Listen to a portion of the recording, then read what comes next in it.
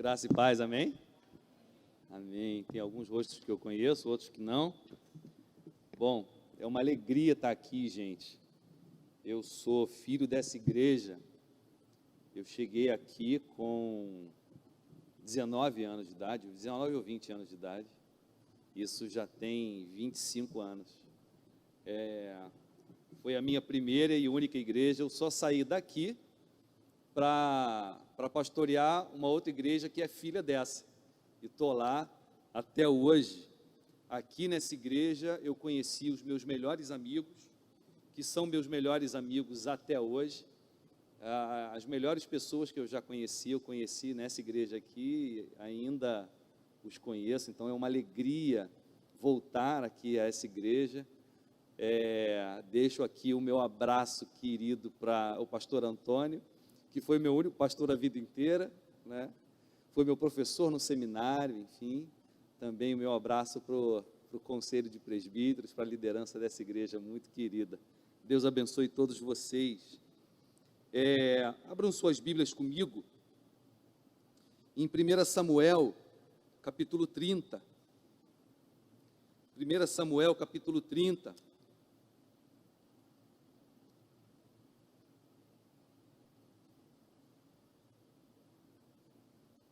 Eu já fui líder dos jovens aqui, hoje eu uso óculos, já não enxergo de perto. O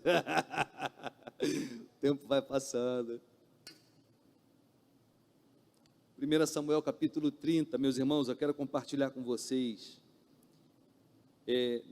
nessa manhã, esse texto, essa história maravilhosa, e falar sobre como os homens e mulheres de Deus lidam com tragédias em tempo de crise, e o que Deus faz nas nossas vidas e através das nossas vidas em tempo de crise e em tempo de calamidade. Olha que história maravilhosa que eu espero em Deus, debaixo da unção do Espírito, coisas maravilhosas que a gente aprenda com ela. 1 Samuel capítulo 30. Eu quero ler do verso 1 com vocês até o verso 20. Eu peço que você preste muita atenção nessa história maravilhosa. Diz assim: sucedeu, pois, que, chegando Davi e os seus homens ao terceiro dia, a Ziclague, já os amalequitas tinham dado com ímpeto contra o sul e Ziclague, e a esta ferido e queimado. Tinham levado cativas as mulheres que lá se achavam, porém a ninguém mataram, nem pequenos, nem grandes. Tão somente os levaram consigo e foram seu caminho. Davi e os seus homens vieram à cidade, e ei-la queimada, e suas mulheres, seus filhos e suas filhas eram levados cativos. Então Davi e o povo que se achava com ele ergueram a voz e choraram, até não terem mais forças para chorar. Também as duas mulheres de Davi foram levadas cativas, Ainoã, a jezreelita, e Abigail, a viúva de Nabal, o carmelita. Davi muito se angustiou, pois o povo falava de apedrejá-lo, porque todos estavam em amargura, cada um por causa de seus filhos e de suas filhas. Porém, Davi se reanimou no Senhor seu Deus. Disse Davi a Abiatar, o sacerdote, filho de Aimeleque: traze-me aqui a estola sacerdotal. E Abiatar a trouxe a Davi. Então consultou Davi ao Senhor, dizendo: perseguirei eu o bando? Alcançá-lo-ei? Respondeu-lhe o Senhor: persegue-o, porque de fato o alcançarás e tudo libertarás. Partiu, pois, Davi, ele e os 600 homens que com ele se achavam, e chegaram ao ribeiro de Besor, onde os retardatários ficaram. Davi, porém, e 400 homens continuaram a perseguição, pois que 200 ficaram atrás, por não poderem, de cansados que estavam, passar o ribeiro de Besor. Acharam no campo um homem egípcio e o trouxeram a Davi. Deram-lhe pão e comeu, e deram-lhe a beber água.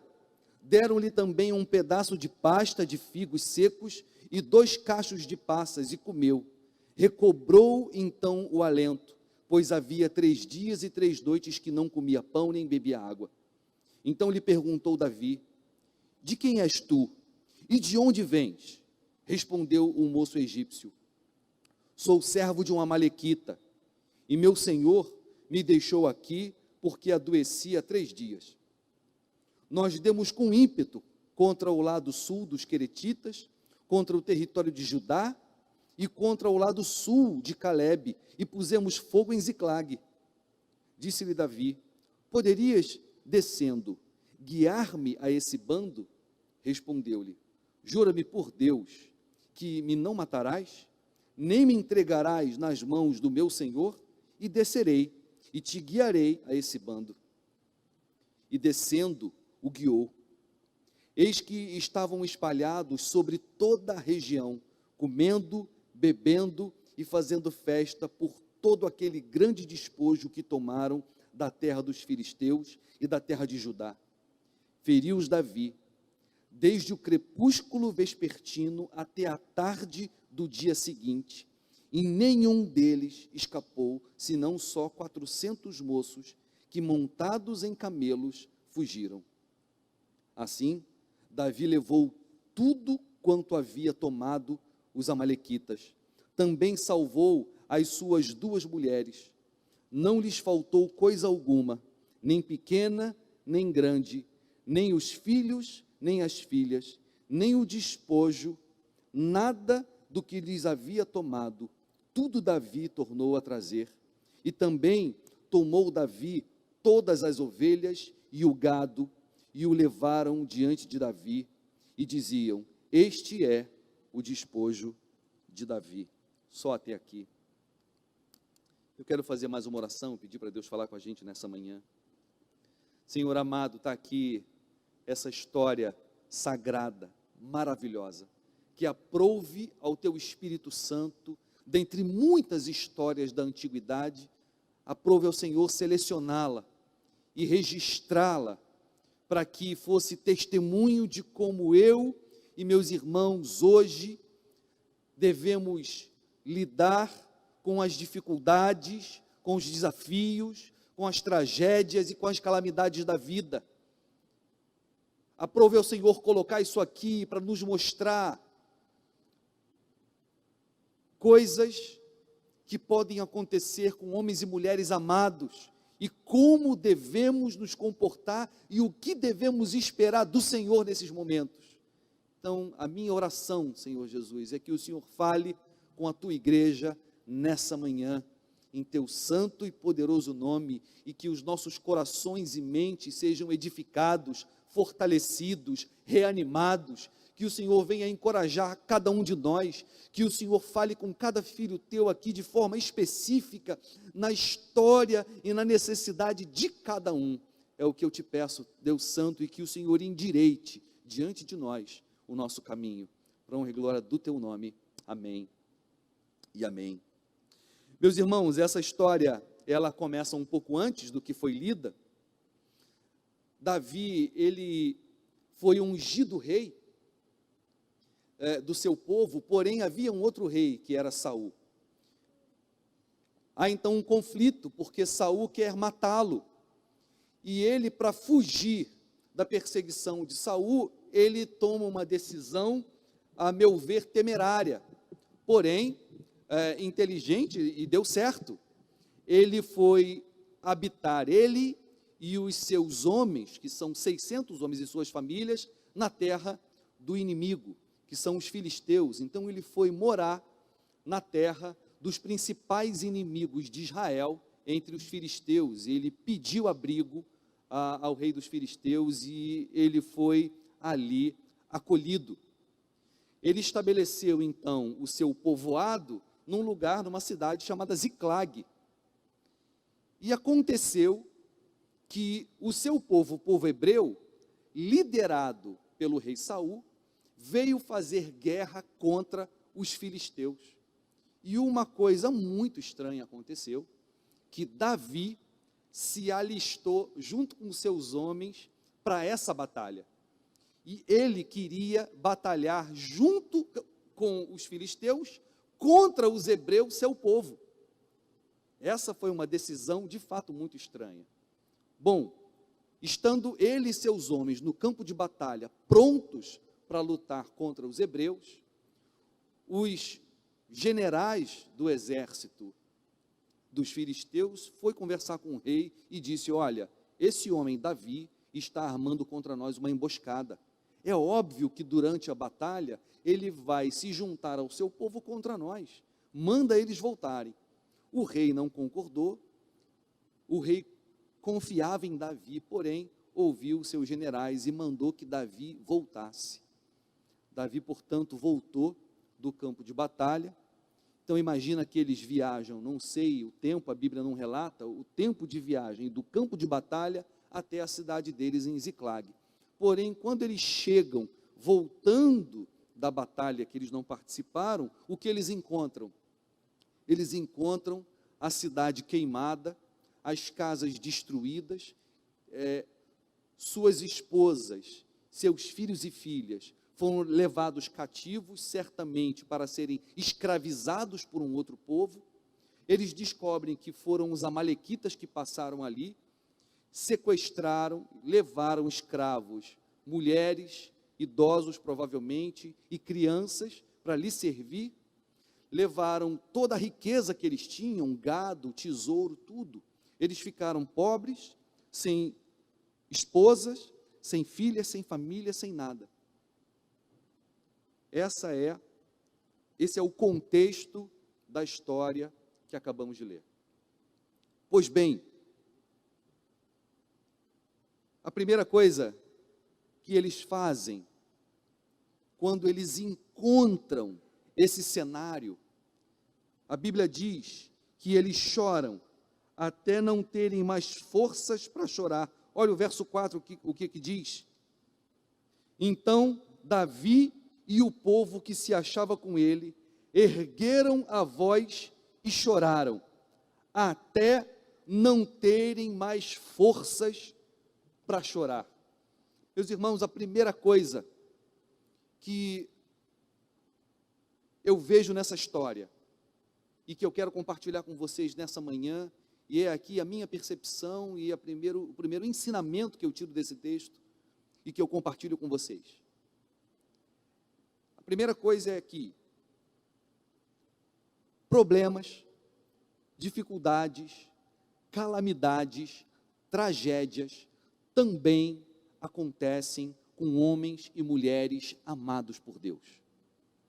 Está aqui Davi, o paradigma do homem segundo o coração de Deus, é assim que a Bíblia se refere a ele, homem segundo o coração de Deus.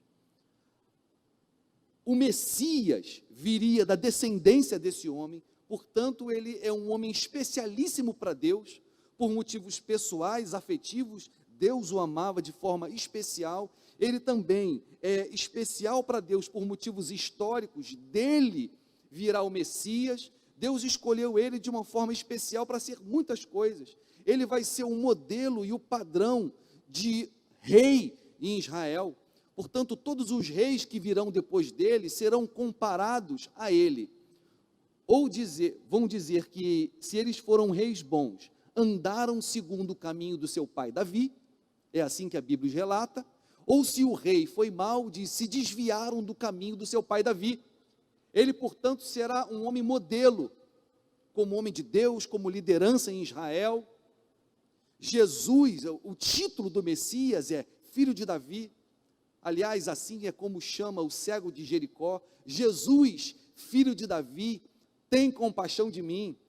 E filho de Davi era uma expressão usada para designar o Messias. Essa é a importância desse homem.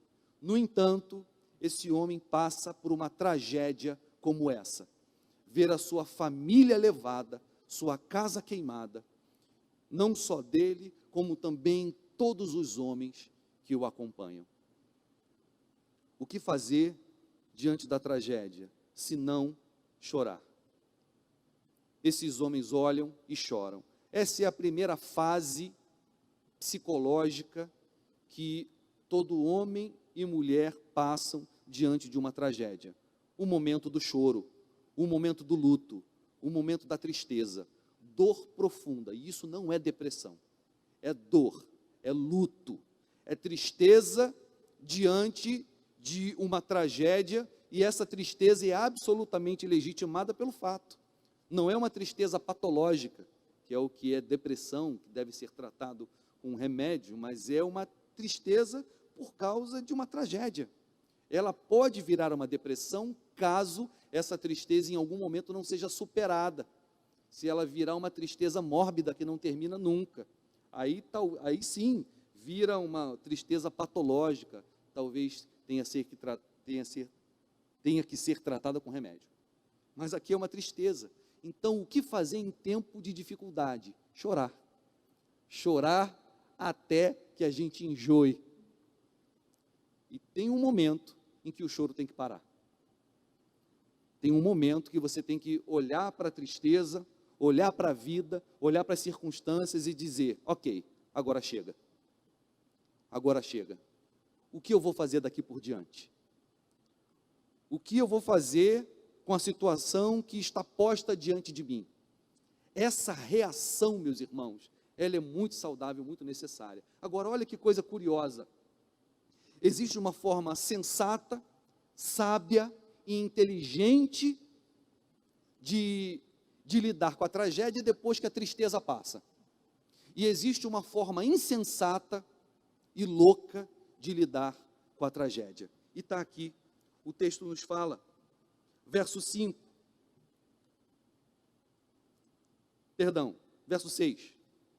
Davi muito se angustiou, pois o povo falava de apedrejá-lo, porque todos estavam em amargura, cada um por causa de seus filhos e de suas filhas.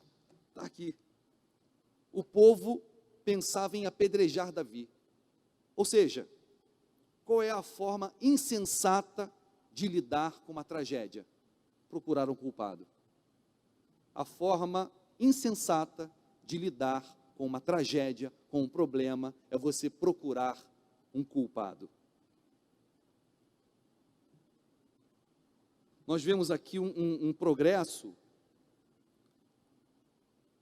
nos sentimentos que nos provocam em tempos difíceis.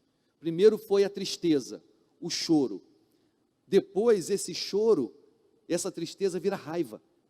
Olha que interessante como funciona a nossa mente. Ela vira raiva. E esses homens resolvem culpar Davi por isso. Agora, olha que interessante. Um problema que eu e você podemos correr é, antes de encontrar um culpado que não seja nós, é resolver culpar a nós mesmos. Isso aqui é o que nós podemos chamar de culpa mórbida. Quem aqui não sabe o que é isso? Quando você passa por um problema, provavelmente a primeira coisa que você se pergunta é: o que eu fiz de errado? Onde eu pequei? Será que Deus está me punindo? Você tem isso, gente? Só eu que sou doido, que quando eu passo por um problema muito grande, acho que Deus está me punindo. Eu sempre acho que Deus está me punindo. E já ficou claro para mim, ao longo da vida, seja biblicamente, teologicamente, psicologicamente, e a história me provou das minhas vivências que Deus não está me punindo, mas a minha mente continua me boicotando e fazendo eu crer que eu fiz alguma coisa errada, eu cometi algum erro e Deus está me disciplinando. Davi poderia cair nesse erro. Ele e os homens poderiam achar que Deus permitiu que a sua cidade fosse queimada, seus bens levados e eles perdessem a sua família. Deus permitiu que uma tragédia viesse sobre eles, porque eles resolveram se juntar ao inimigo e batalhar contra o seu próprio povo, o povo escolhido do Senhor. Não seria uma lógica possível? Ora, Deus está me punindo e Ele ficou muito irado comigo porque eu resolvi ir para a batalha contra o povo dele, o meu próprio povo. Essa seria uma lógica, eu pelo menos se estivesse lá eu teria pensado assim. Só que a Bíblia me ensina que em nenhum momento esse homem de Deus, chamado Davi, que é para mim, aqui nessa história, assim como em outras, um modelo de como um homem de Deus deve lidar com tragédias e problemas, em nenhum momento Davi pensou nisso. Davi se angustiou porque o povo resolveu escolher ele como responsável por aquilo. Mas em nenhum momento ele resolveu se culpar. Em nenhum momento ele quis encontrar um culpado. O que me chama a atenção, meus irmãos, é que se tem uma forma insensata de lidar com o problema, existe uma forma sábia de lidar com o problema. E está aqui, o verso 6 diz, Davi muito se angustiou, pois o povo falava de apedrejá-lo, porque todos estavam em amargura, cada um por causa de seus filhos e de suas filhas. Porém, Davi se reanimou no Senhor seu Deus. Que coisa maravilhosa, meus irmãos. Porém, Davi se reanimou no Senhor seu Deus. Que história maravilhosa. Olha, então tem aqui uma coisa que psicólogos não podem entender, a medicina não pode entender, a sociologia não pode entender, não há ciência que possa entender isso. É um elemento extra que existe na minha vida e que existe na sua vida, chamado Senhor. E um fenômeno espiritual, de que, de vez em quando, gostaria que fosse sempre, mas de vez em quando estamos passando por um momento muito difícil da nossa vida, a gente não sabe o que fazer, talvez a gente não enxergue e diga, não tenho o que fazer, a gente está muito abatido, existe uma coisa chamada se reanimar no Senhor. Porém, Davi se reanimou no Senhor, seu Deus.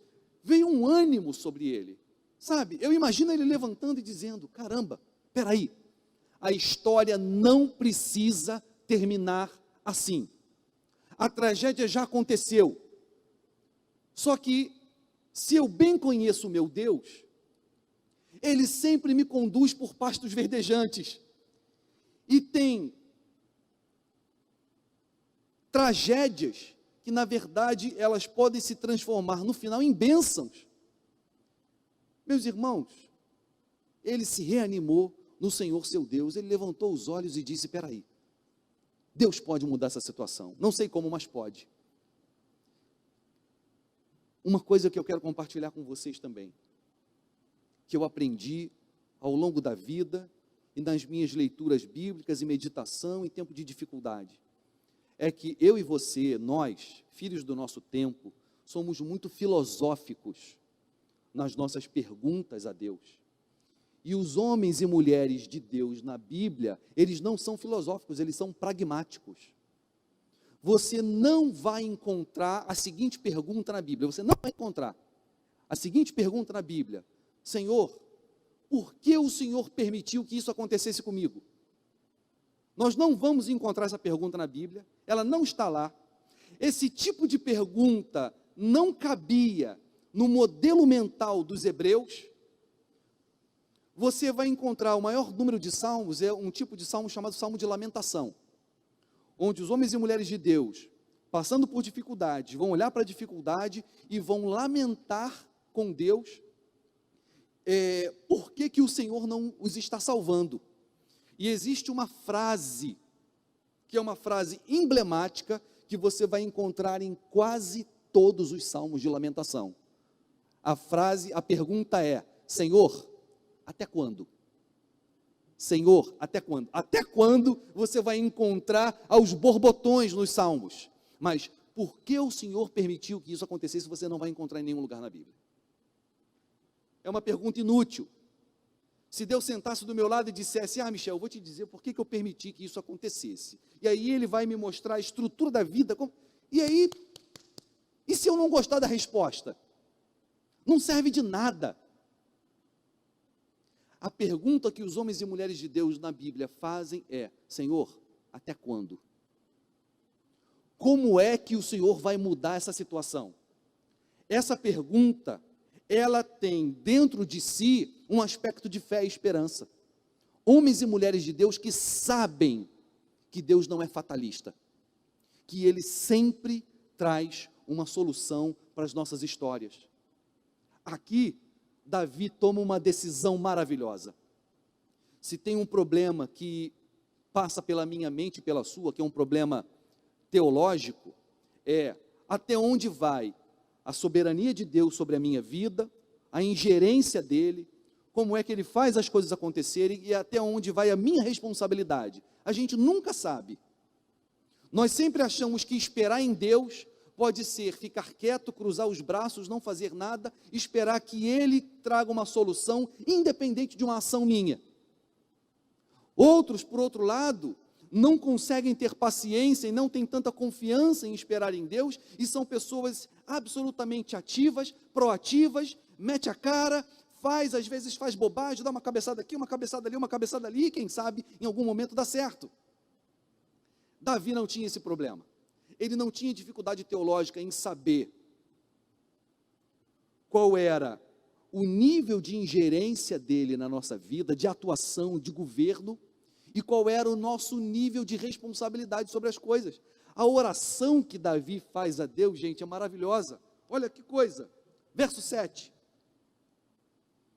Disse Davi a Abiatar, o sacerdote, filho de Aimeleque: traze-me aqui a estola sacerdotal. Isso aqui já é maravilhoso. Ele não pede para o sacerdote orar. Ele é ousado, ele pede para o sacerdote a estola sacerdotal. Me dá aqui a sua estola sacerdotal, deixa que eu oro. E Abiatar trouxe a Davi. Então Davi consultou ao Senhor, dizendo: olha só, gente, as duas perguntas que ele vai fazer para Deus: perseguirei eu o bando? Alcançá-lo-ei? Olha que coisa, ele traz para si a responsabilidade e o dever de correr atrás dos seus problemas, de meter a mão na massa. No entanto, ele sabe que ele não é capaz de vencer se o Senhor não for com ele. Para Davi está muito claro a ação de Deus em conjunto com a ação dele. Isso aqui é maravilhoso. Então, meus irmãos, veja, quando a gente orar diante de um problema, Senhor, o que eu devo fazer? Eu devo fazer tal coisa? Eu devo fazer tal coisa? Meus irmãos, a gente não vai encontrar uma regrinha na Bíblia, mas eu vejo essa proatividade dos homens e mulheres de Deus na Bíblia o tempo inteiro. Por exemplo, em Atos dos Apóstolos, você vai ver Paulo. Ele não tinha um direcionamento claro de Deus para que cidade ir e onde evangelizar e plantar a igreja. Então, ele resolve ir para uma cidade e diz que o Espírito do Senhor o impede de ir para aquela cidade. Aí o que ele faz? Ele resolve ir para outra cidade. Então, se o Espírito de Deus me impediu de ir para essa cidade, eu vou para outra. Indo para outra cidade, o diabo o impediu de ir para aquela cidade. Até que ele teve um sonho. E no sonho, um varão macedônio, ou seja, um homem da cidade da Macedônia, aparece para ele no sonho e diz: passa a Macedônia e ajuda-nos. Ali ele entendeu que Deus estava falando para ele ir para a Macedônia. Mas enquanto ele não tinha um mandamento, uma clareza da parte de Deus sobre o que fazer, ele ia fazendo. Qual era o mandamento de Jesus? Olha, vai por toda a terra e prega para todo mundo. Ele vai fazendo isso. Se ele tem clareza de Deus, ele faz. Se ele não tem clareza de Deus, ele faz sem a clareza. Mas ele sabia que ele tinha que fazer. Essa proatividade dos homens e mulheres de Deus é muito interessante, meus irmãos. Às vezes é bem verdade que nós temos que ficar quietos, em silêncio, esperando Deus falar. Porque quando não sabemos o que fazer, a melhor coisa é não fazer nada. Esse é um conselho. Agora, tem outras situações, e eu não vou saber te dizer, Eu acho que ninguém vai saber te dizer quando não fazer nada e quando fazer alguma coisa. A vida vem sem manual. Então eu quero te dar um outro conselho: se você errar, está tudo bem. Nós somos do tipo que erra. Se errar, está tudo bem, porque não tem o certo e o errado a se fazer. Tem o ideal, e que a gente só vai descobrir qual é o ideal no momento. No momento.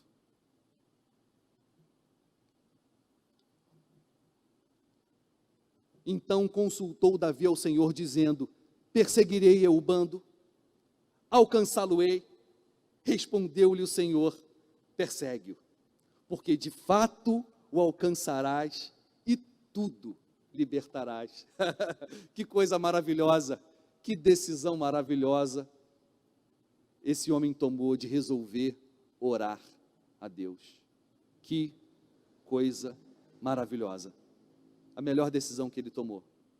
Fora da oração, o que havia era desespero, caos, tristeza, confusão, ódio, gente querendo apedrejar, e ele podia ficar ali confuso, sem saber o que fazer, sem saber o que pensar. A melhor coisa é se afastar e buscar a Deus em oração e perguntar qual é a vontade dele. Eu quero convidar você a fazer isso. Eu estou saindo de uma fase difícil, eu acho que saímos já, né, Lívia? De uma fase ultra difícil da nossa vida. Ano passado foi terrível, meus irmãos. Teve um dia, talvez tenha sido um dos piores dias, que eu pedi para a Lívia conseguir um remédio para eu dormir. Devia ser 2 horas da tarde. Eu precisava dormir, eu precisava que aquele dia acabasse. E eu precisava apagar, um remédio para me fazer apagar, porque eu tinha que fazer a minha cabeça parar de pensar, sabe? Agora, meus irmãos, hoje, meses depois, eu posso dizer como Deus é bom, como aquilo passou, e hoje eu estou saindo da tragédia com despojos, talvez a gente esteja entrando, e eu espero que seja, na melhor fase da nossa vida, em tão curto tempo, talvez seja cedo ainda para eu falar isso, eu espero que Deus esteja dizendo agora: amém, meu servo, é mesmo. Meus irmãos, que coisa maravilhosa, como a nossa vida pode mudar assim, de um momento para o outro, de um momento para o outro.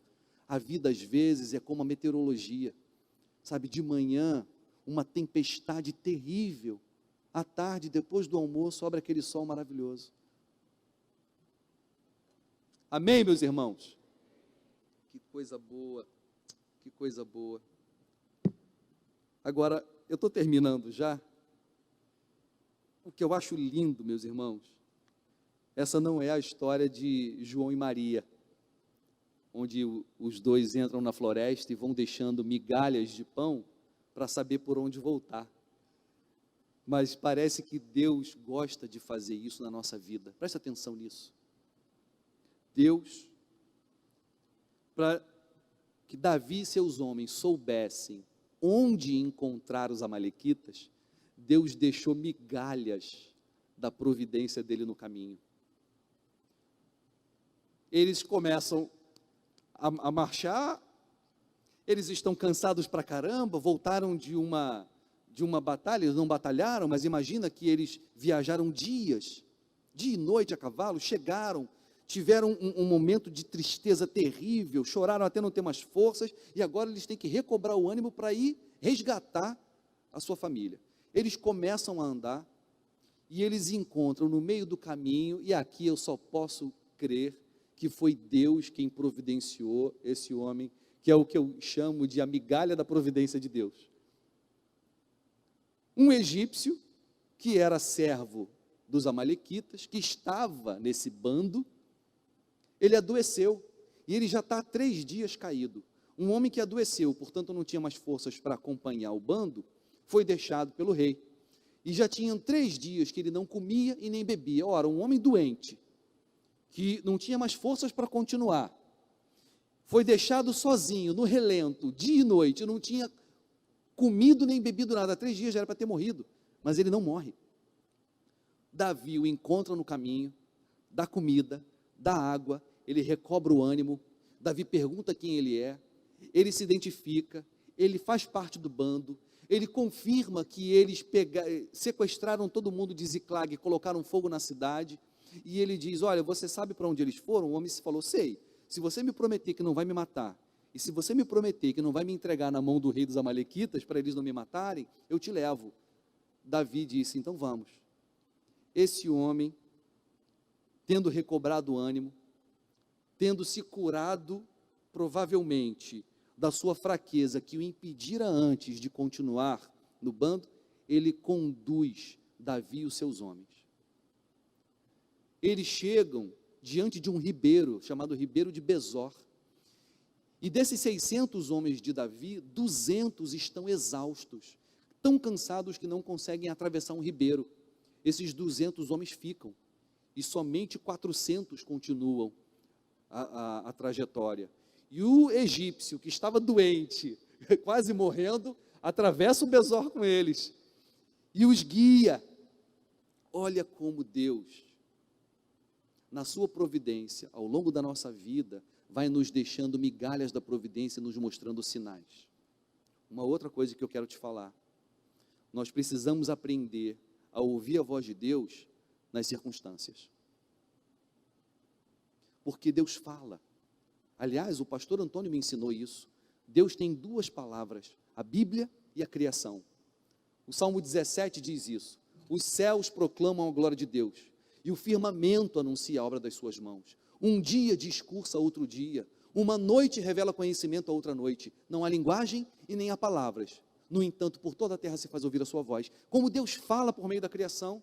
Jesus disse, olhai os lírios do campo, olhai as aves do céu e aprendam com eles, a forma como eles não trabalham, como eles não colhem, como eles não têm celeiro, não guardam, porém o Pai Celeste os alimenta. Jesus está convidando a mim e a você para aprender como é que Deus faz as coisas por meio da criação. Ele está dizendo, olhe ao seu entorno, Deus está falando.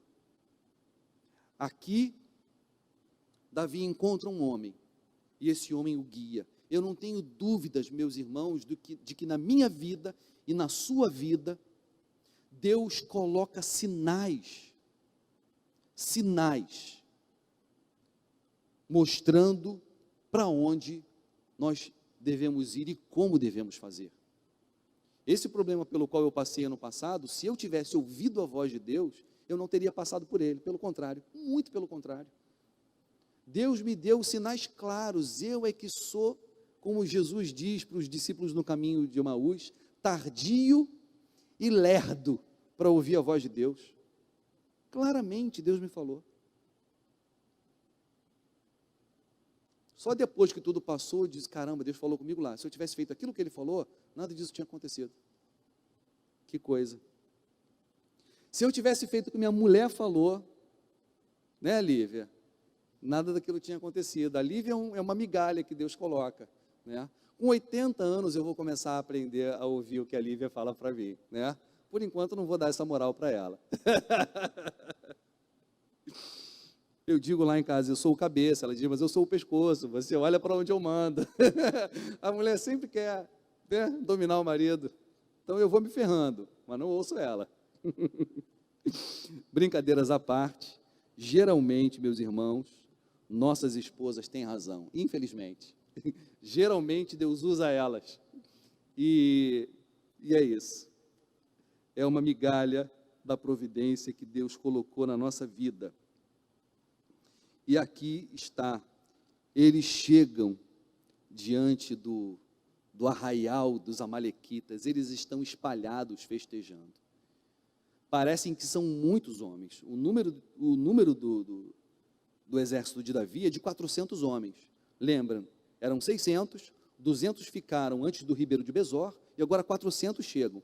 A história conta que somente do bando dos amalequitas, somente 400 jovens se livraram.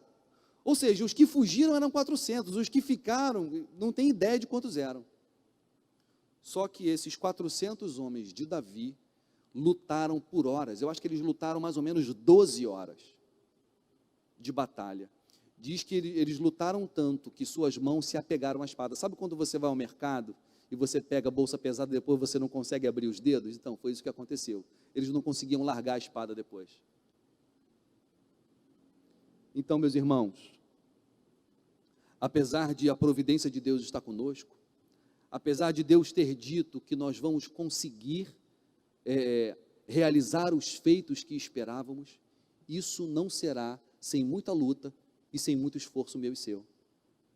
Está aqui, eles tiveram que lutar por horas, depois de viajarem dias, estarem cansados, tiveram que trabalhar duro para ter de volta. O que nós temos que fazer é filosofar menos, perguntar menos, termos uma relação mais pragmática com a vida. Perguntar, Senhor, eu devo ir, eu devo fazer isso. E se tivermos a bênção de Deus ser claro, dizendo sim, vai e faz, devemos no caminho ter a sensibilidade de ouvir a voz de Deus nas circunstâncias, de entender, de perceber quais são as migalhas que Ele vai deixando durante o caminho para a gente encontrar, e ao chegar, trabalhar duro para conquistar aquilo que Ele disse que era nosso e que seria nosso, não sem muito esforço. Portanto, meus irmãos, não há muito lugar para fraqueza nessa vida. Não há muito lugar para fraqueza. Se você está cansado, se você está fragilizado, é absolutamente legítimo que esteja, mas eu quero te aconselhar, peça para Deus fazer o que fez com Davi, que Ele te dê uma força, uma disposição fora do comum, que você se reanime no Senhor, seu Deus. Essa é uma oração que você tem que fazer. Senhor, me reanima no Senhor. Humanamente falando, eu não tenho forças, mas eu acredito que o Senhor pode me visitar com força sobrenatural. Isso é farto na Bíblia. A gente tem muitas histórias como essa. Eu, por exemplo, peço para Deus a unção de Caleb. Caleb, aos 84 anos de idade, é que ele vai conseguir, junto com o povo, chegar em Jericó, para invadir Jericó e batalhar.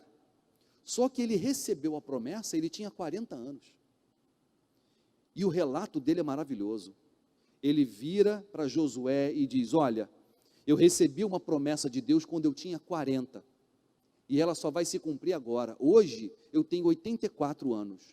No entanto, eu tenho hoje a mesma força e disposição para a batalha que eu tinha aos 40. Eu com 45, já estou com uma coluna de uma senhora de 75. Aliás, desde garoto, com 12 anos de idade, eu já tinha como é que é o nome daquilo, quando é desviado para o lado?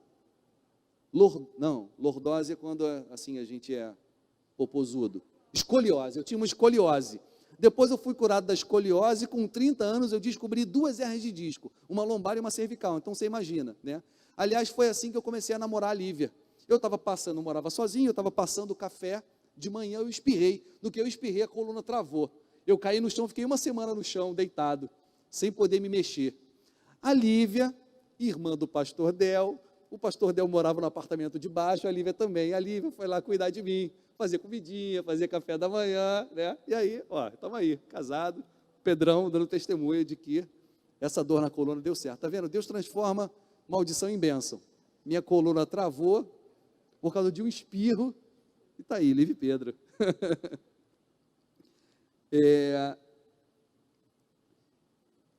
Eu hoje já estou cansado mesmo, eu sou um cansado, mas eu peço para Deus me dar unção de Caleb. Eu quero chegar aos 84 anos com disposição, eu acredito nisso, e eu acredito que esse tipo de coisa é espiritual, ou seja, que Deus pode te dar uma unção, não unção da juventude, eu não estou falando sobre a necessidade de ter beleza, de ter estética, ainda que eu saiba da importância da beleza, mas a gente precisa se livrar da escravidão da juventude, quando a nossa identidade está tão ligada à beleza, que a gente não consegue envelhecer, e ver a beleza se passando, porque a gente não consegue ter em nós, uma outra coisa que diga, cara, isso aqui é suficiente, eu já não sou mais jovem, bonito, mas eu tenho outras coisas que agregam valor a mim, né? A gente precisa encontrar essa outra coisa, à medida em que a gente vai envelhecendo. Mas eu quero disposição. A minha avó, quantos anos minha avó tem, Lívia? 84?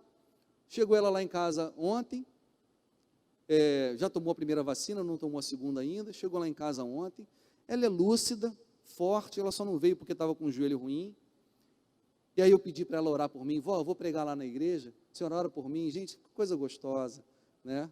A bisa do Pedro me abraçou, aí eu botei assim a cabeça no peito dela, ela orou por mim, pediu para que Deus me usasse, para que vocês fossem abençoados, mas está aí forte, de vez em quando ela some, aí a gente vai descobrir que ela foi para Maceió, terra onde ela nasceu, aí ela passa um mês, 2 meses, né, e depois ela some, porque ela tem essa coisa, a síndrome do ninja, ela some aqui e aparece em outro lugar, e ninguém descobre, a gente só descobre depois que ela foi.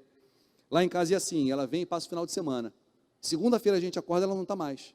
Ou então a gente sai para trabalhar, quando volta, tipo na hora do almoço, para almoçar junto, ela não está mais. Ela foi embora e não avisou que ia.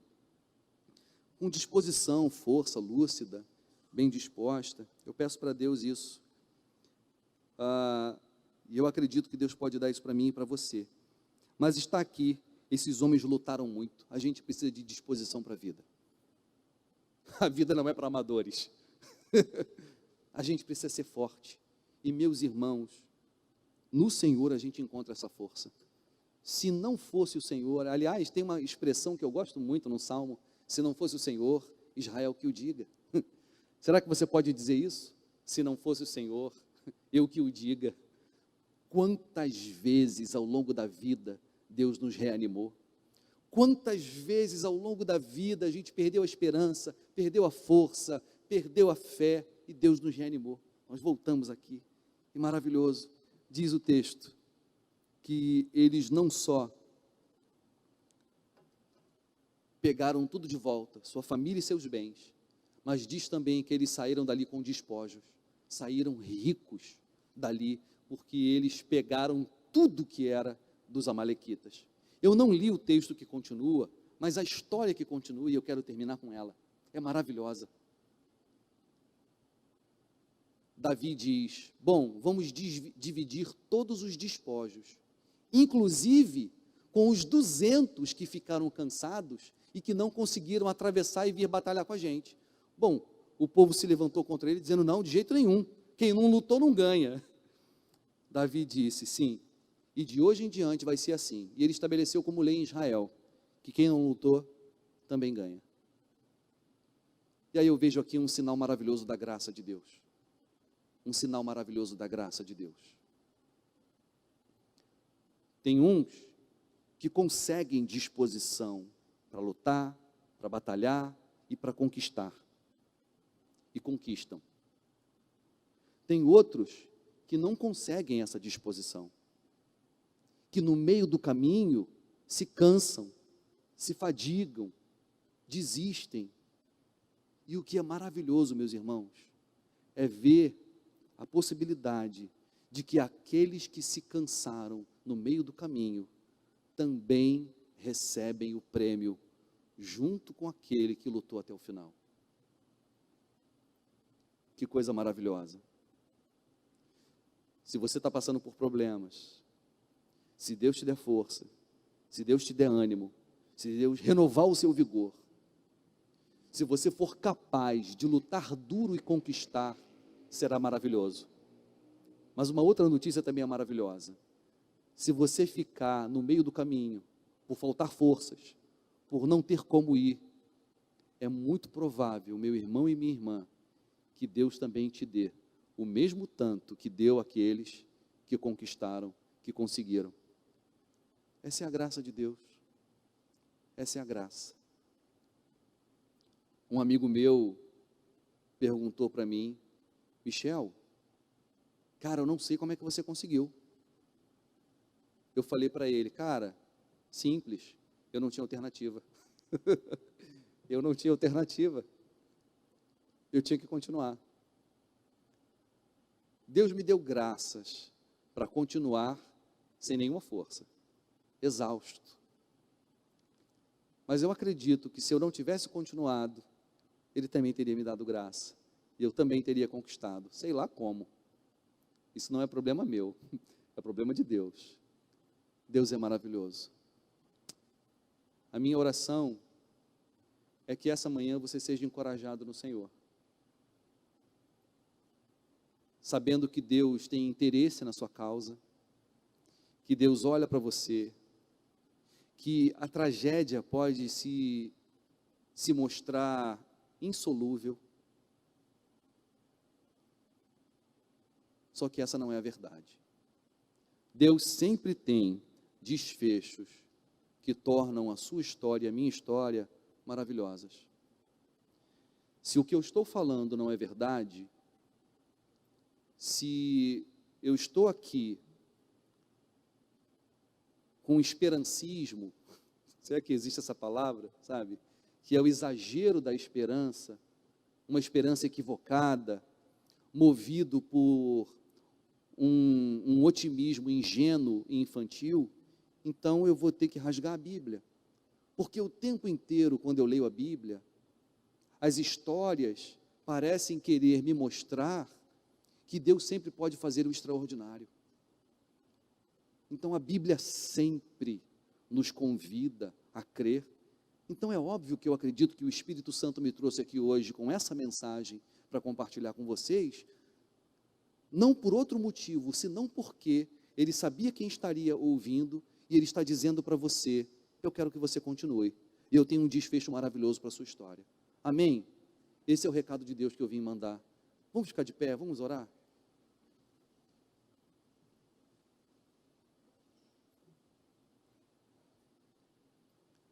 Pai, eu quero te agradecer pela tua palavra, pela palavra que o Senhor deixou para a gente. Ela dá testemunho de si mesma, e eu dou testemunho de que é verdade o que ela diz, que ela é lâmpada para os nossos pés e luz para o nosso caminhar. É ela quem nos ilumina o caminho, Senhor. Se não fosse ela, estaríamos tateando sem saber para onde ir, porque tal coisa está acontecendo, o que fazer?